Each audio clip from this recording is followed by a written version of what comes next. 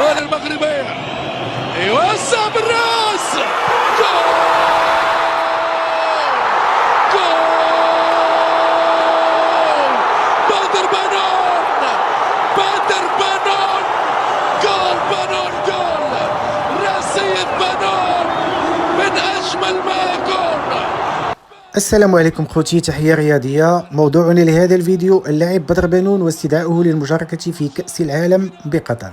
صراحة استدعاء فاجأني أنا شخصيا، لم أكن أتوقعه لعدة معطيات وأسباب سأتحدث عنها، وفي الأخير سأعطيكم السبب الذي يبقى قراءتي الشخصية لحضور بدر بنون في كأس العالم. بدر بنون 29 سنة، مسيرة حافلة بالعطاءات.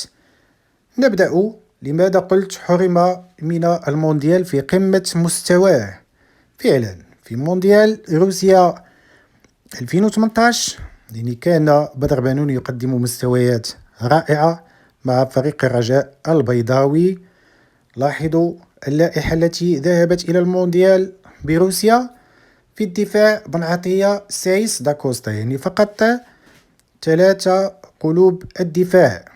يعني كان هناك مكان لبدر بنون ولكنه لم يذهب، وبعد ذلك أكد أنه كان يستحق الذهاب بفوزه بالكونفدرالية الإفريقية كأس الكاف مع الرجاء، وبعد ذلك حقق السوبر الأفريقي ضد فريق الترجي وكان هو مسجل الهدف الثاني. وبعد هذا العطاء الكبير انتقل إلى فريق الأهلي، وفي ظرف وجيز تمكن من فرض نفسه كأحد الركائز بفريق الأهلي المصري، إلى درجة أنه لقب هناك في مصر بالسلطان، وشارك حقق يعني كأسين لعصبة الأبطال إفريقيا، وشارك في مونديال العالم للأندية وحقق المركز الثالث وقدم مستويات كبيرة.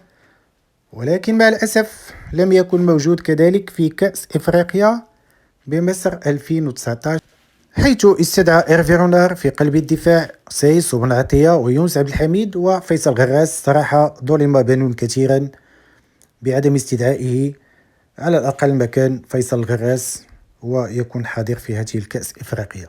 إذن من كل هذا بنون في قمة المستوى، يعني من 2013 حتى تقريبا 2019، ولم يحضر كأس إفريقيا ولم يحضر كأس العالم.